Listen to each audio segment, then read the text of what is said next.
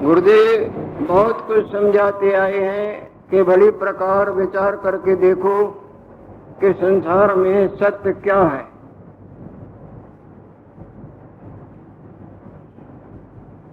जिधर भी ध्यान दोगे सब झूठा ही झूठा, मिथ्या प्रतीति मात्र ही सत्य की तरह दिखता है। इनका पीछा करना, इनमें अपने जीवन पूंजी को खर्च करना, इससे किसी को भी वास्तव लाभ नहीं हुआ है। उनको सच में अपने पूंजी का दिवाला ही देना पड़ा है। मरते जन्मते आए तो कल्याण करने के लिए, परंतु इस मोहिनी माया के पदार्थों और प्राणियों और बातों इत्यादि को सुखरूप समझ के, जो को वास्तव में न सुखरूप है न सत्य है, इनको सुखरूप समझ के, सत्य समझ के इनमें उलझे, वो उलझन इनके लिए जन्म मरण का आगे भी जोरदार कारण बन गई। और यही दशा संसार की देखी जाती है। जिधर भी दृष्टि करो सब झूठा, सब केवल 4 दिन की चांदनी। जाग के देखो तो सपने वाले मेरे तेरे, तेरे मेरे, भले बुरे, बड़े छोटे सब झूठा। और न जाग के देखो तो सब सत्य की तरह परे प्रतीत होती है। All is not gold that glitters, ये सब सोना नहीं है जो चमकता है। इसको कसौटी पर लगा के देखो, ये रोल्ड गोल्ड भी इसी तरह चमकता है।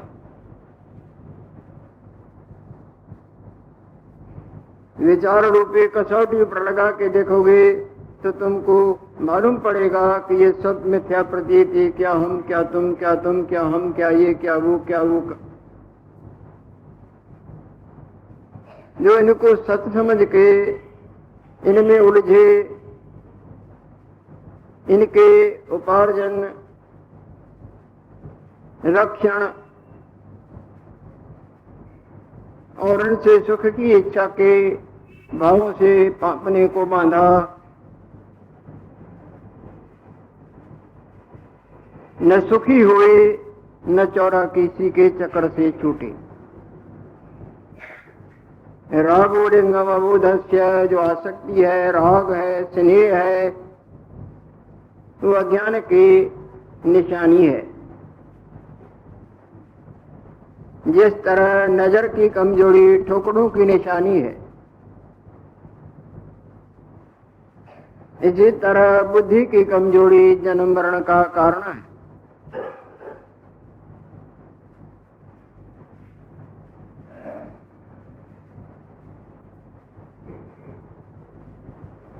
माया के किसी भी प्राणी अथवा पदार्थ में जब तक तुम्हारी ममता होगी, आसक्ति होगी, तुम लाख यत्न करो सुखी होने के, नहीं कभी नहीं हो सकोगी। थोड़ी देर का भ्रम रूप सुख भले ही प्रतीत होगा, परंतु उसके पीछे भारी दुख बढ़ा हुआ अवश्य भुगतान करना पड़ेगा।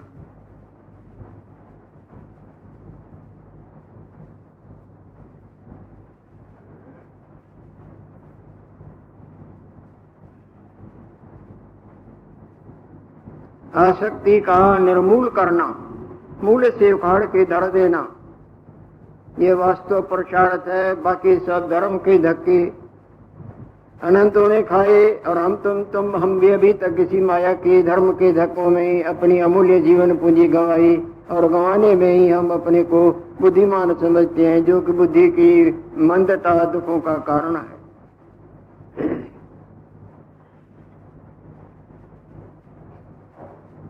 इसी के ऊपर कल दृष्टांत चल रहा था शुक्र जी महाराज और विश्वाची देवसुंदरी का। एक दूसरे को सुखरूप समझा और मोह माया में उलझ गए। इतना उलझे कि जन्म के पीछे मरण मरण के पीछे जन्म, वो राजा बने, वो रानी बने, वो रानी बने, वो राजा बने, बने बने बिगड़े, जन्मे मरे, मरे जन्म। कहाँ निश्चिंत स्थान पर बैठा हुआ था भृगु जी महाराज, जो तप और ज्ञान की महान मूर्ति, वहां से उसकी नजर ने धोखा खाया। चोला वहीं पड़ा हुआ है, सूक्ष्म चोले से निकला, क्योंकि उसने बहुत आराधन तो किया था, परंतु अभी आराधन की पूर्णता का जो लाभ वो नहीं प्राप्त हुआ था।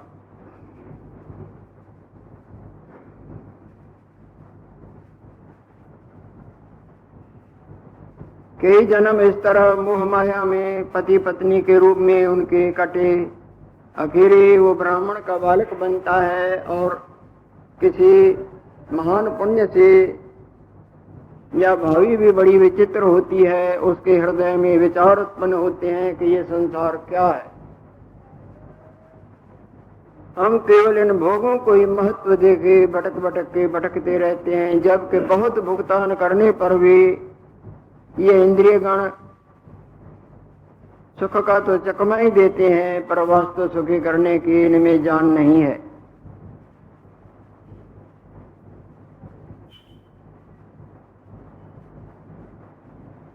आखिर ये करने योग्य क्या है, इन बातों का कोई उसको अच्छा संग मिल जाता है, विचार उत्पन्न होता है और मन भोगों से, बहुमुखता से, तेरे मेरे से, इंद्रिय सुखों से उपराम होके सत्य के सिमरण रूपी तप रूपी गंगा में नहाने को निकलता है।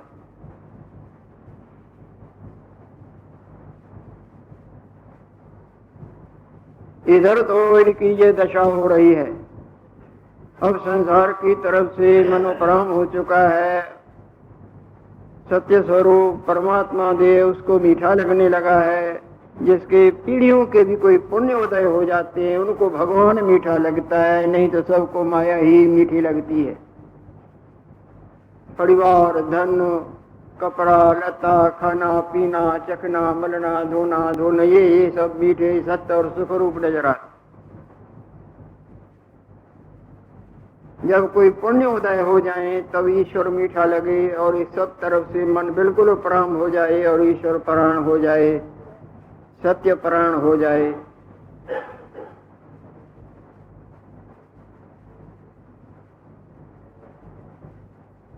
इधर तो ये सत्य के गंगा में मन करके डुबकियों पर डुबकियां लगाता है, मन को समझा समझा के असत्य हटा के बार बार सत्य स्वरूप ईश्वर का चिंतन, जो महान मंगल रूप है। उधर क्या दशा होती है, जहां वो भृगु जी महाराज के स्थान पर पुत्र रूप में बैठा था, चोला वहां पड़ा हुआ है। भावी बड़ी प्रबल होती है, जो तीव्र भावी है वो नहीं मिटती है। उसी शरीर करके उसको दैत्यों का गुरु बनना था। शरीर वहां पड़ा हुआ है, भृगु जी के स्थान पर कोई जानवर फटक नहीं सकता है, क्योंकि भृगु जी महाराज परम तपस्वी हैं। अहिंसा प्रतिष्ठायाम तत्सन्निधि वैरत्याग, जहाँ अहिंसा का साम्राज्य अटूट छाया हुआ हो, वह हिंसक प्राणी हिंसा नहीं कर सकते, बल्कि उनके हिंसक प्राणियों के मन भी बदल जाते हैं।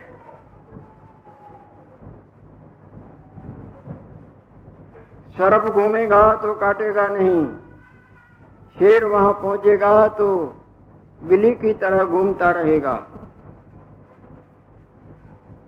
यहाँ केवल सत्य का दृढ़ स्मरण होता हो। बिल्कुल ब्रह्म परायणताई के गंगा में भृगु जी महाराज तल्लीन हुए बैठे हैं।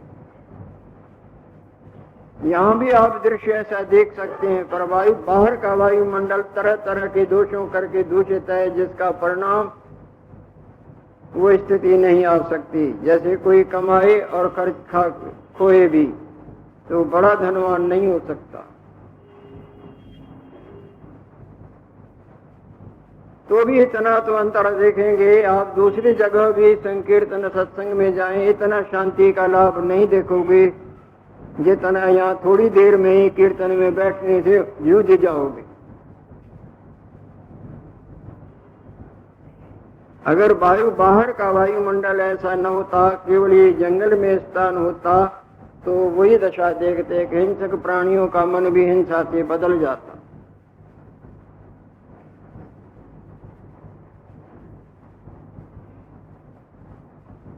आखिर भगवान भृगु जी महाराज की समाधि खुलती है। समाधि खुली, इधर उधर देख रहे हैं।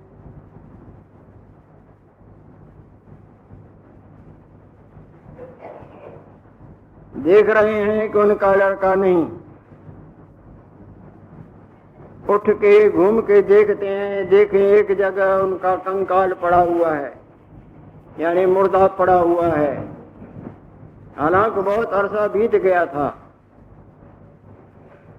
उसी चोले करके आगे चल के उसको दैत्यों का गुरु बनना था, इसीलिए वो चोला हड्डियों का ढांचा मात्र वहां पड़ा रहा। मांस तो गल गया, ये जो नेत्र हैं सारा मांस निकल गया है। दांत वो बिखरे हुए पड़े हैं, जैसे अपनी पहली अवस्था पर हंस रहे हैं।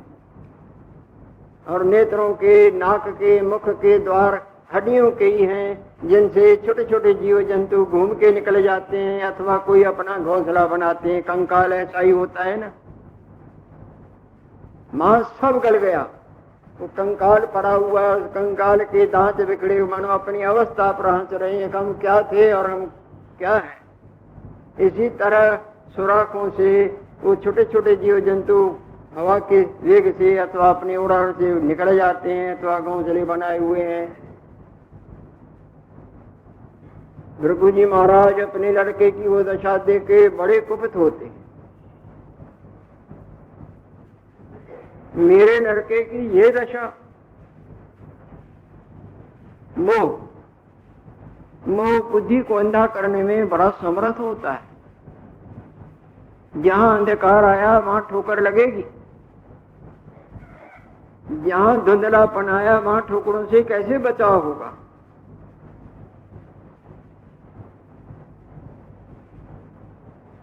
एकदम उसको क्रोध आ जाता है। ये है कौन काल भगवान। काल क्या समझता है, मेरे लड़के को मारा है।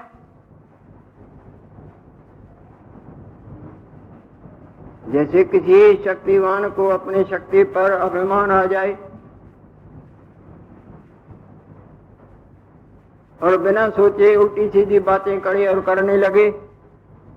इसी तरह भृगु जी महाराज महान तपस्वी हैं, आज उनके ऊपर भी माया का वेग आने लगा है। मेरे लड़के को, ये काल है कौन जो मेरे लड़के को मारा है। मैं इसको शाप देता हूं। रकम थी ना, तप रूपी संपदा थी। अभी वो तैयारी करता है, गुस्से में आके काल को शाप देने लगता है तो आकाश मंडल में जोरदार गड़गड़ाहट ऐसी हो जाती है। कभी आप सुनते हैं भयंकर आवाजें होती हैं, भयंकर आवाजें होने लगी आकाश मंडल में। और इतने में ही क्या देखते हैं, एक विशाल भैंसा, जैसे पर्वताकार तो भैंसा है और मुंह से उसके अग्नि निकलती है और बड़े बड़े तरबूजे की तरह बिजली रूप जिसके नेत्र हैं।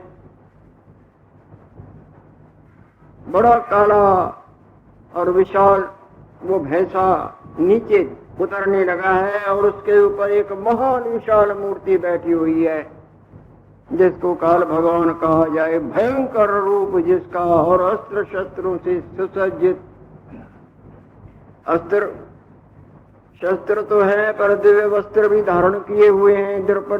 सिर पर एक विशाल दिव्य रत्नों से जड़ा हुआ मुकुट भी लाइट की तरह दमके देता है।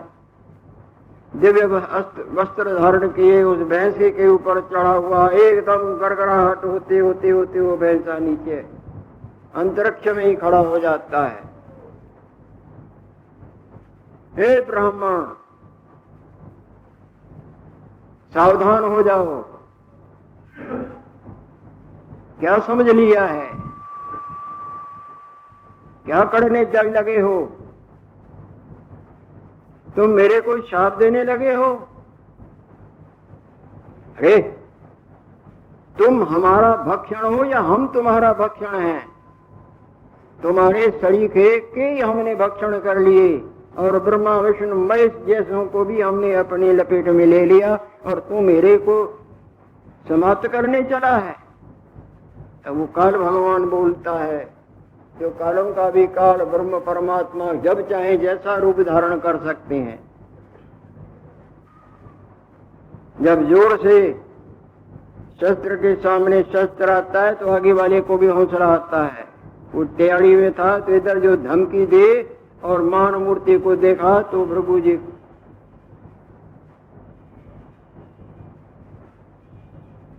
हमने तुम्हारे लड़के को मारा है, तुम्हारे लड़के को मोह ने मारा है, हमने नहीं मारा है। मोह में आके वो गलत में उलझ गया, मिथ्या को सुख रूप समझ के, असत को सत समझ के उलझा, जिसका परिणाम आज उसकी ये दशा हुई है। तुम भली प्रकार देख,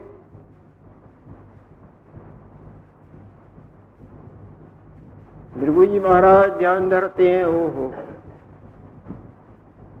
देव, क्षमा करो, हम भूले हुए। चलो तो दिखाएं कहाँ बैठा है। उसने विश्वाची देव सुंदरी को सुखरूप समझा, माया के मोहने को सुखरूप समझ के, सत्य समझ के, उससे आनंद पाने के गलत इच्छा से उनका पीछा किया, जिसका परिणाम स्वर्ग में अपने मन भाई भोगों का भुगतान, और फिर मरना और जन्मना, जन्मना और मरना। अभी मरता जन्मता अमुक जगह पर बैठा हुआ तप करता है छुटकारे के लिए।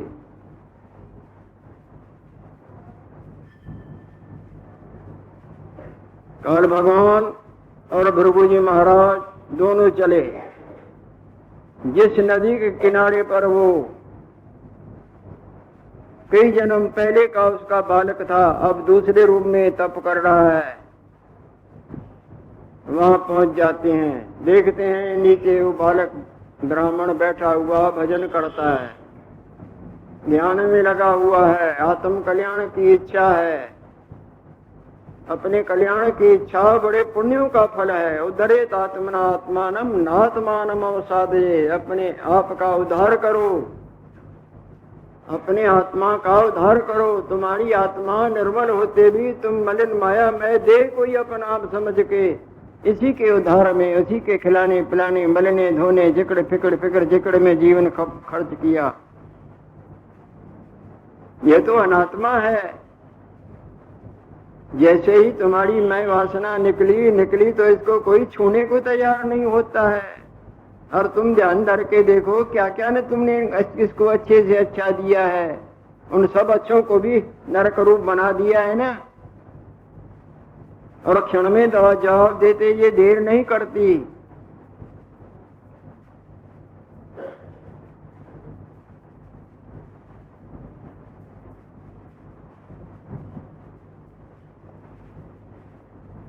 अब अनात्म स्वरूप को सुखी करने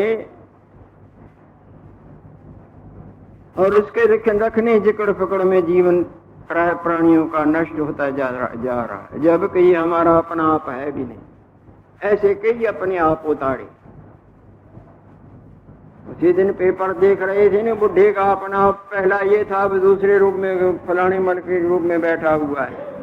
सब घर वाले पहचानते हैं। पत्नी भी अब दूसरी शादी हो रही है, उसकी पहले वाली पत्नी भी पहुंचती है।